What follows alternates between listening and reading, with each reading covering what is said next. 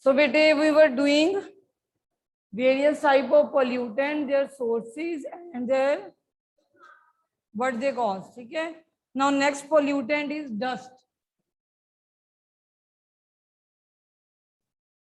Dust भी एक तरह का pollutant है.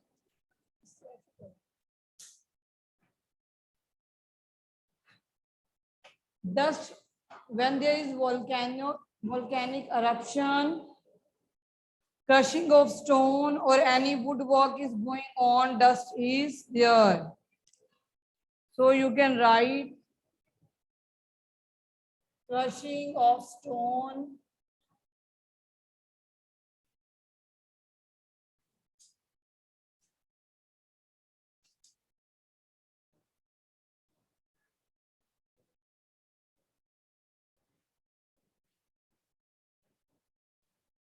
volcanic eruption,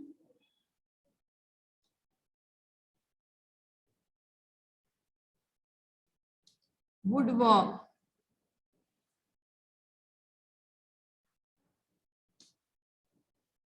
अब ये हाँ, इरिटेशन इन आईज, नोज, कुछ भी लिख सकते हो. डस्ट तो कुछ मर्जी कर सकती है, लिख दो.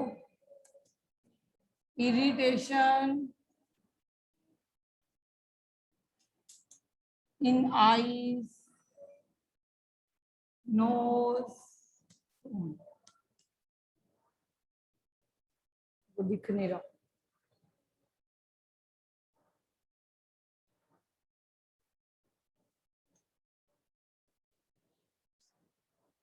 नेक्स्ट इज बेटे लेड कंपाउंड. लेड कंपाउंड तो ऑटोमोबाइल एग्जॉस्ट. नेक्स्ट लिखो बेटे lead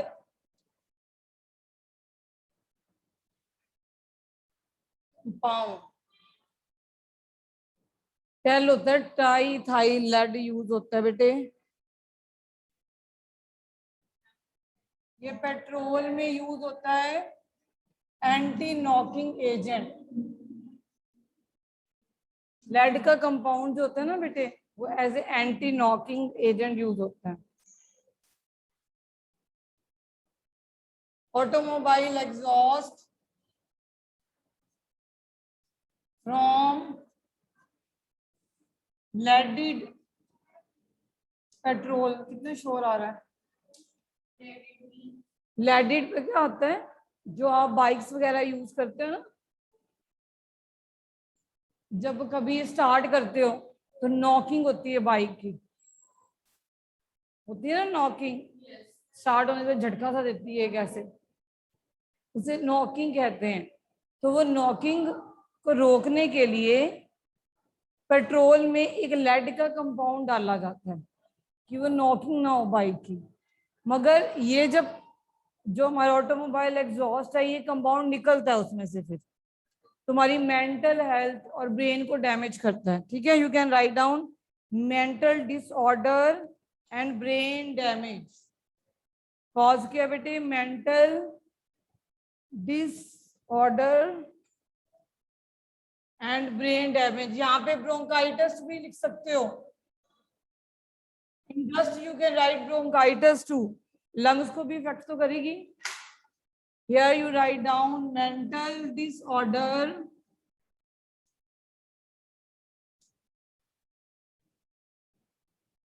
and brain damage.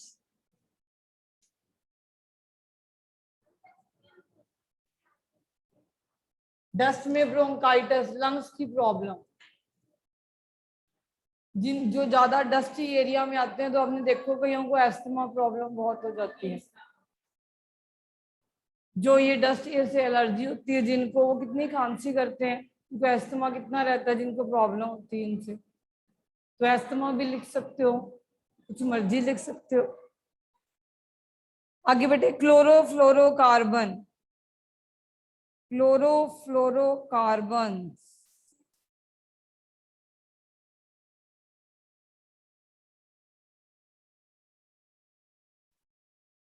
CFC,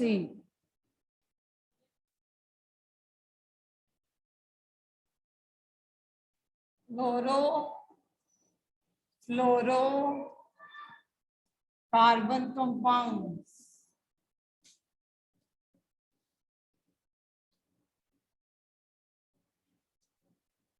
CFCs,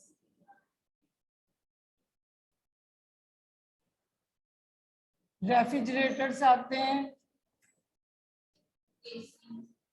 AC, spray can,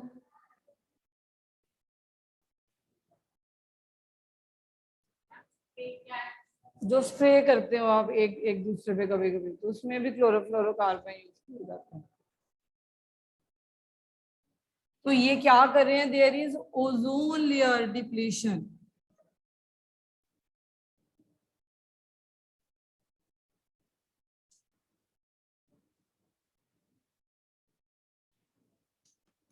अब इस ओजोन लेयर के कारण बहुत कुछ हो रहा है। अब ये समझो ओजोन लेयर क्या होती है। हमारा जो एटमॉस्फेयर है ना, जब ऊपर की तरफ सन के पास चले जाते हो, वहां पे एक ओजोन लेयर है। ओजोन ऐसा कंपाउंड है O3, 3 ऑक्सीजन से मिलके बना है ओजोन, ठीक है। अब ये बहुत अनस्टेबल कंपाउंड है, ये O2 और नेसेंट ऑक्सीजन देता है। जब सुबह के टाइम होता है ना, कहते हैं ना मॉर्निंग वॉक करो, कहते हैं ना सुबह सुबह करो, ये ओजोन लेयर है ना जो नीचे आ जाती है अर्थ के पास। और जैसे जैसे जैसे सूरज आता है, रोशनी आती है, मानसवी, I'll take your doubt, any doubt you are having, I'll take after 5 minutes, okay बेटे, so you can lower your hand। तो जब आप ऊपर, ओजोन लेयर है, ये हमें धूप की रेडिएशन से बचाती है, ठीक है। जब धूप नहीं होता अर्ली मॉर्निंग में, ये ओजोन लेयर नीचे होती है धीरे, तभी कहते हैं सुबह सुबह उठ के सैर करो, आपको अच्छी ऑक्सीजन मिलेगी, क्योंकि इसमें 3 O हैं, ऑक्सीजन से भी ज्यादा O है, ठीक है। ऑक्सीजन बहुत ज्यादा है इसमें। अब इतनी ऑक्सीजन के कारण हम ब्रीथ अच्छे से कर पाते हैं सुबह। अब हो क्या रहा है, ये CFCs के कारण ये हमारे लिए एक अम्ब्रेला की तरह वर्क कर रही है, जैसे एक छतरी है। अब अम्ब्रेला किससे प्रोटेक्ट कर रही है, बारिश से। ये ऐसी छतरी है जो सन की UV रेडिएशन से प्रोटेक्ट कर रही है। जब सन से रेडिएशन आती है ना बेटे, हम जैसे मोबाइल यूज कर रहे हैं, हम FM यूज कर रहे हैं, तो सन से एक जैसी रेडिएशन नहीं आती, ब्रॉडन टर्म इसको कहते हैं इलेक्ट्रोमैग्नेटिक रेडिएशंस आती हैं। जिस रेडिएशन से हम देख सकते हैं उसे कहते हैं विजिबल रेडिएशन।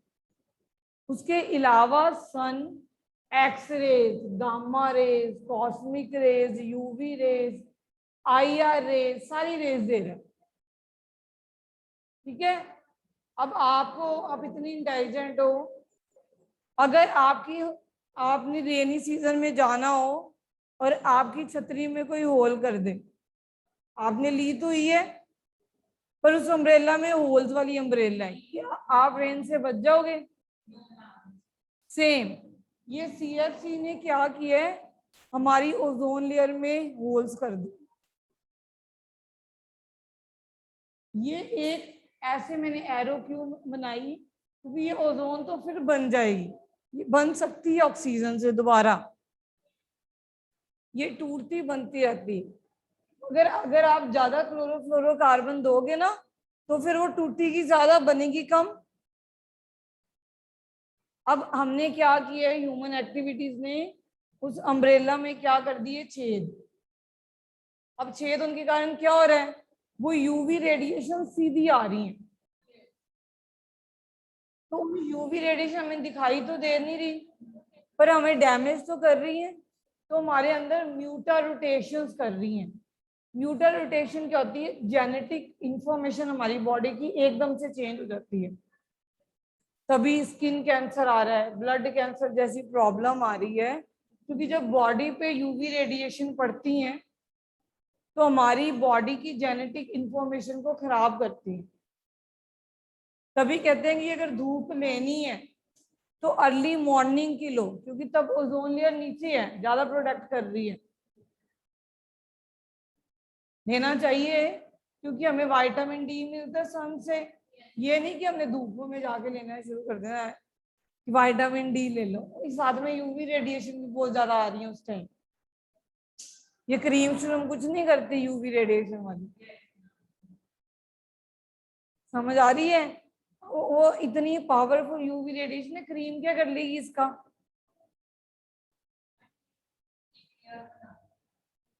हाँ,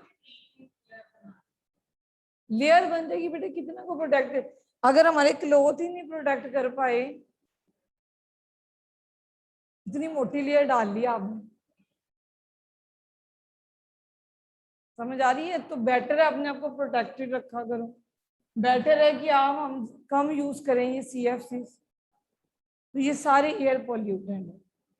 हमने अब हर एक एयर पॉल्यूटेंट की बात करी, जिसमें देखो सल्फर डाइऑक्साइड, नाइट्रोजन डाइऑक्साइड जैसे पॉल्यूटेंट आपके रेस्पिरेटरी ट्रैक पे वर्क कर रहे हैं, एसिड रेन कॉज कर रहे हैं। कार्बन मोनोऑक्साइड हीमोग्लोबिन के साथ कंबाइन होके कार्बोक्सी हीमोग्लोबिन बना रहा है, जिससे आपको सांस नहीं आती।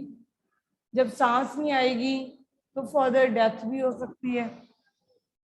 Carbon dioxide green house effect cause कर रहा है। डस्ट आपकी इरिटेशन कॉज कर रही है। केमिकल इंडस्ट्रीज में जो एसिड की फ्यूम्स आ रही हैं, एसिड रेन लिविंग को भी इफेक्ट कर रही है, हमें भी तो कर रही है बेटे। जो मैंने कल ही एग्जांपल दिया आपको, जैसे ताजमहल है, उसका मार्बल खराब हो रहा है, उस कितने इफेक्ट्स हैं हमारे।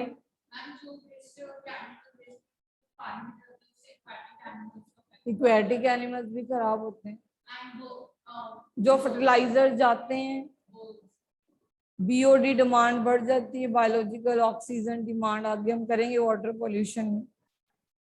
अब वाटर पोल्यूशन के harmful effect, what are the harmful effect of various water pollution. अभी आप ना मुझे खुद बताओगे और मैं इसकी सिर्फ हेडिंग लिखूंगी, क्योंकि हमने सारे हार्मफुल इफेक्ट डिस्कस कर लिए हैं। ये हार्मफुल इफेक्ट ही तो डिस्कस करें हैं सारे। हाँ, एयर पोल्यूशन, वाटर पोल्यूशन, अपने सल्फर डाइऑक्साइड आपकी लंग्स को, एसिड रेन्स को, रेस्पिरेटरी सबको खराब करती है। Right down harmful effect of air pollution.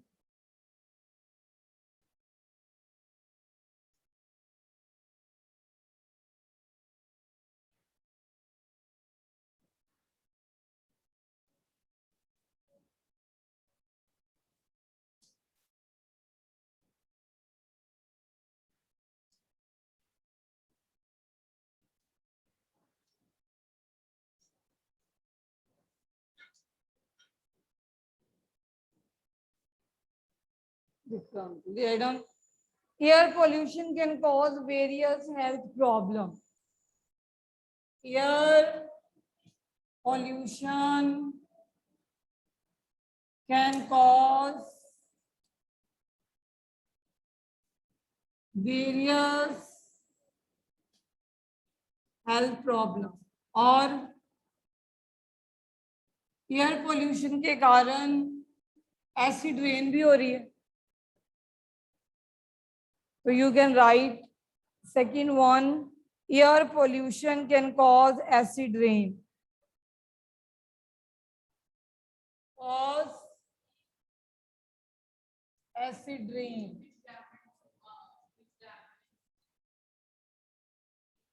cause global warming,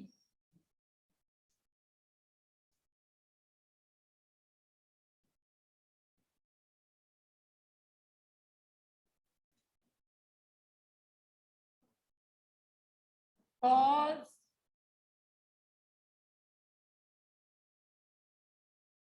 ozone layer depletion.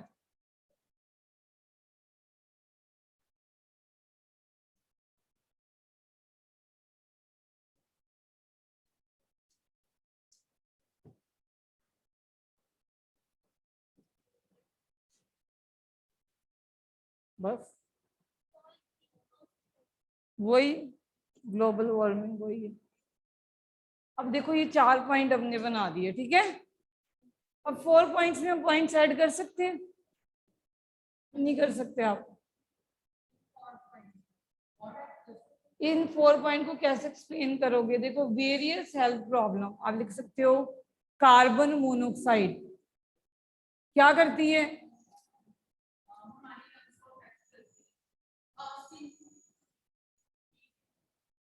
हमारे हीमोग्लोबिन के साथ कंबाइन होके कार्बोक्सी हीमोग्लोबिन बनाती है। तो आप इसमें कार्बन मोनोऑक्साइड के बारे में लिख सकते हो। You can right about carbon monoxide.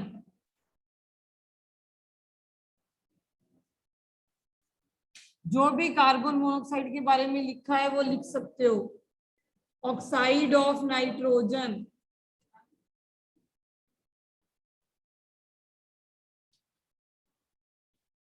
Oxide of sulphur,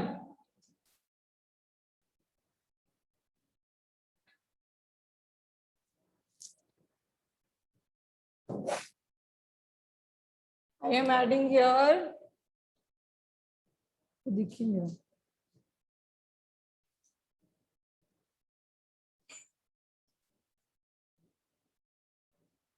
D write down lead particles,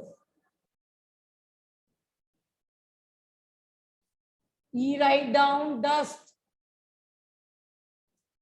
F write down SPM, suspended particulate matter.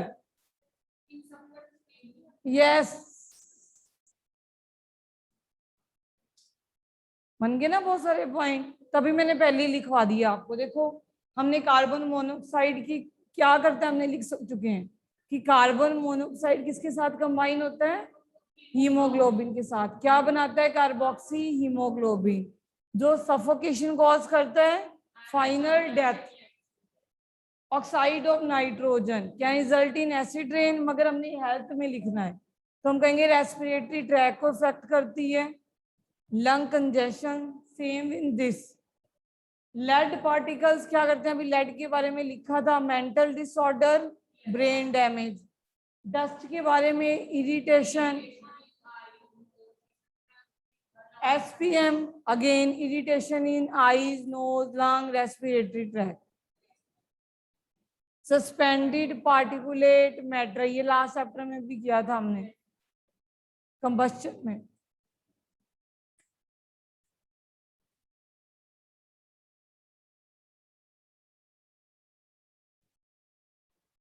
अब आ जाओ एसिड रेन। एसिड रेन कैसी हुई? जब कार्बन डाइऑक्साइड, नाइट्रोजन डाइऑक्साइड या सल्फर डाइऑक्साइड ये water के साथ combine हुए एसिड हुई, एसिड रेन बन गई। अब इस एसिड रेन के क्या इफेक्ट्स हैं बताओ? मोन्यूमेंट्स खराब हो रहे हैं, ताजमहल वगैरह जैसे एग्जांपल दे सकते हो, राइट डाउन। मोन्यूमेंट्स खराब हो रहे हैं। इक्वेटिक एनिमल्स अगर पानी में चली जाएं तो आपकी लेक्स भी एसिडिक हो जाती हैं। इक्वेटिक एनिमल्स को इफेक्ट पड़ रहा है, तो अपने आप पॉइंट्स बनाओ। इफेक्ट्स ऑन aquatic animal,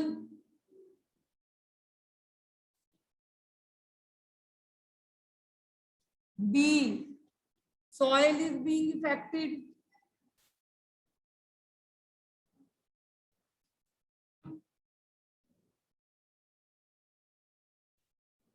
अगर सॉइल इफेक्टेड होगी तो क्या होगा?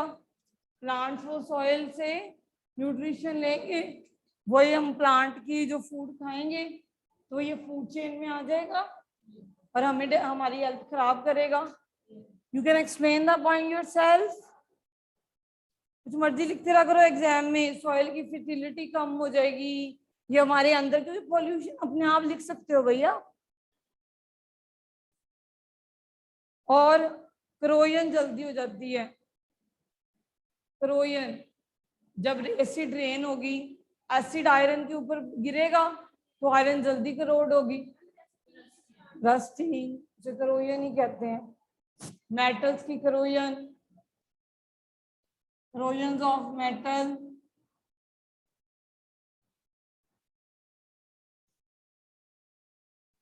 B, you can write down monuments get affected.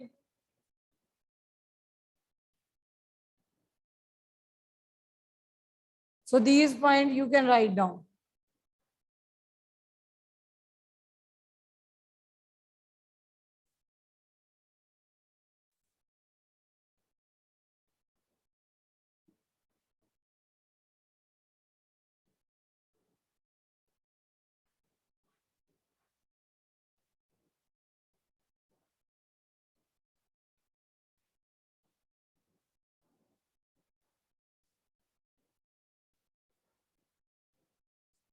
Now come global warming. This you are doing from the junior standards.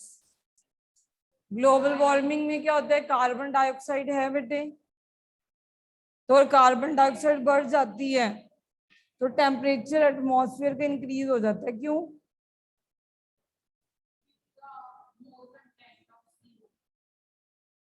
बेटे ग्रीन हाउस गैसेस कौन कौन सी है, एमसीक्यू में पूछा जा सकता है। पहले बताओ ग्रीन हाउस गैसेस कौन कौन सी?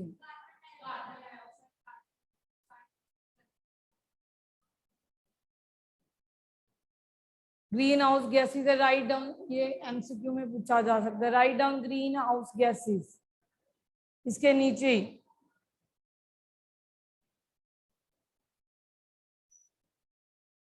बेटे gamma radiation is a type of radiation, different type of radiation are being released by sun, you will be doing in the higher standards. Write down greenhouse gases, methane, carbon dioxide, methane होती है, ठीक है।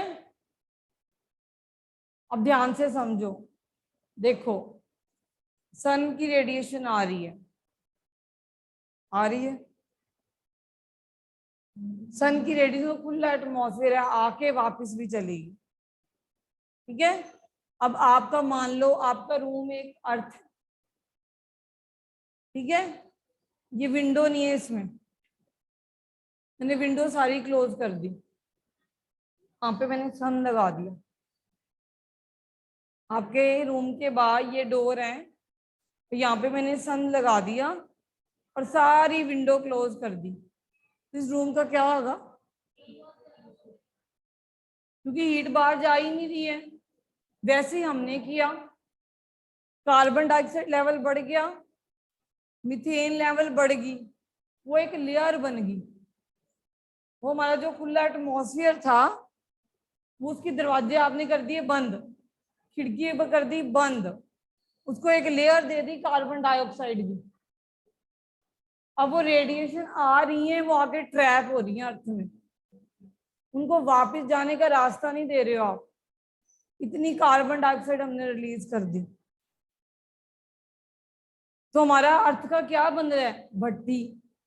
Temperature क्या हो रहा है? Rise. तो इसे क्या कहते हैं? ग्लोबल वार्मिंग हो रही है due to green house effect. हो रही है कि नहीं हो रही है? अब इस ग्लोबल वार्मिंग के कारण क्या हो रहा है, हम देख ही रहे, हम कितनी आए, हाँ मेल्ट हो रहे हैं, और breathing problem you can say, और हमारे क्लाइमेटिक में कितना चेंज आ रहा है, रेनफॉल पैटर्न में कितना चेंज आ रहा है। You can right the point yourself, बेटे समझा करो साइंस को। तो अभी समझ आई, देखो कार्बन डाइऑक्साइड क्या है, जब हमने ये खिड़कियां बंद कर दी, इसकी जगह पे या ये खिड़की खुली थी, भगवान ने खोली थी कि रेडिएशन आए, जर्म्स मर जाएं, प्लांट अपनी फोटोसिंथेसिस करें और हमारे लिए खाना प्रिपेयर करें। और हमने क्या किया, आओ जी रेडिएशन आओ, पर हम कार्बन डाइऑक्साइड की लेयर बना देंगे और रेडिएशन वापस नहीं जाने देंगे। इसलिए क्या हो जाएंगे, हम गर्मी में बैठे हुए हैं, ठीक है। ग्लेशियर्स मेल्ट हो रहे हैं हमारे लिए। कभी बारिश जिस सीजन में नहीं होनी चाहिए उस सीजन में हो रही है। ठंड जब होनी चाहिए तब नहीं होती, पहले बाद में जब मर्जी चलती रहती है, मार्च में भी ठंड चलती रहती है। तो ये सब कुछ किसके फैक्टर है, global warming. Got the point? तो यू कैन राइट योरसेल्फ। तो अगर क्लाइमेटिक कंडीशन चेंज होगी तो आप 3 पॉइंट लिख सकते हो इसके। एक तो आपके ग्लेशियर्स मेल्ट हो रहे हैं, सेकंड क्लाइमेटिक और रेनफॉल के पैटर्न में चेंज हो रही है। अगर फार्मर्स को पता ही नहीं चलेगा, फार्मर के हिसाब से बारिश का मौसम मान लो जुलाई में आना है और बारिश आ गई जी जून में, तो उनकी तो भाई गई, सारी क्रॉप खराब हो गई। तो इसने हमारे एग्रीकल्चर को भी इफेक्ट किया। इस ग्लोबल वार्मिंग ने हमारे एग्रीकल्चर को भी इफेक्ट कर दिया, क्योंकि हमें पता ही नहीं चलता कब बारिश आ जाती है। Got the point? तो आपने अब लिखोगे।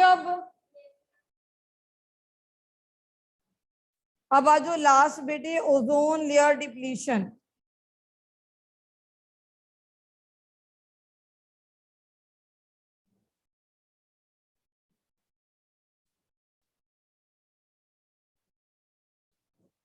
अब ओजोन लेयर डिप्लीशन की बात करें बेटे, मैंने अभी आपको समझाया कि हम रेफ्रिजरेटर्स में, एसीज में या स्प्रे कैंस में, जिसको एरोसोल्स कहा जाता है, एरोसोल का मतलब होता है एयर का सोल, एयर का सॉल्यूशन, जिसमें गैस ट्रैप होती है ना, कोई सॉल्यूशन जिसमें हम गैस ट्रैप करते हैं, तब कहते हैं एरोसोल बन गई।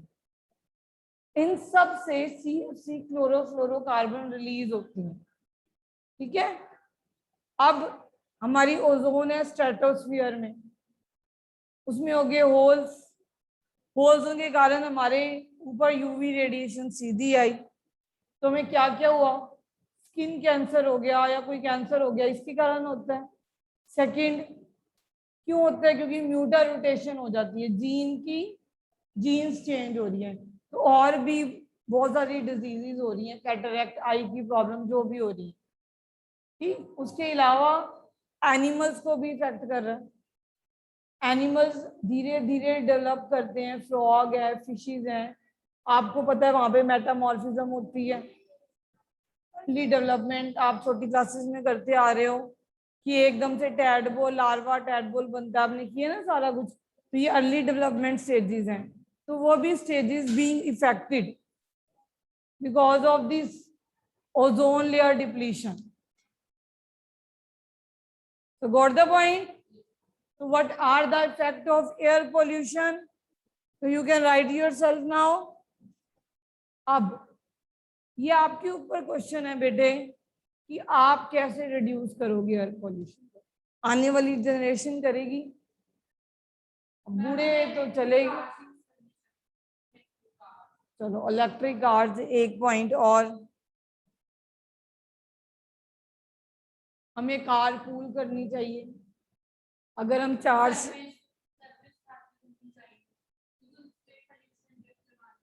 हाँ होनी चाहिए, और हमें छोटी छोटी जगह पे जाने के लिए या पैदल जाना चाहिए या साइकिलिंग करनी चाहिए।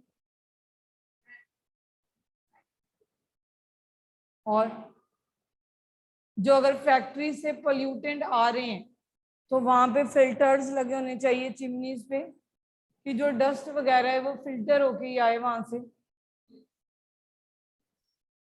तो this is your homework, you will tell me कि how you will reduce the air pollution.